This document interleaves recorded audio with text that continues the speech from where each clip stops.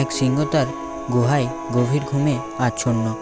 হঠাৎ একটি ছোট্ট ইঁদুর ছোটাছুটি করতে করতে সিংহের নাকের এক ছিদ্রে ঢুকে পড়ল। ফলে সিংহের ঘুম ভেঙে গেল। সেই ইঁদুরটিকে থাব্বা দিয়ে ধরে মেরে ফেলতে উদ্যত হলো।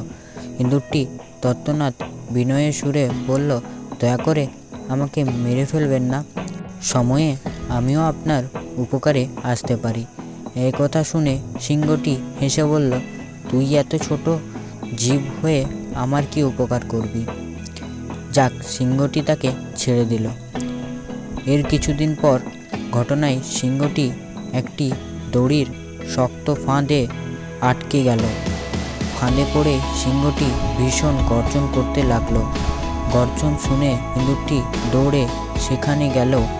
সিংহের বিপদ দেখে সে তার কানের কাছে গিয়ে তাকে গর্জন করতে নিষেধ করল, কারণ যারা ফাঁদ পেতে রেখেছে তারা গর্জন শুনে ছুটে আসতে পারে। ইঁদুরটি এবার তার কাজ শুরু করলো। সে তার দাঁত দিয়ে ফাঁদের দড়ি কাটতে শুরু করলো। অবশেষে সে সিংহকে ফাঁদ থেকে মুক্তি করলো।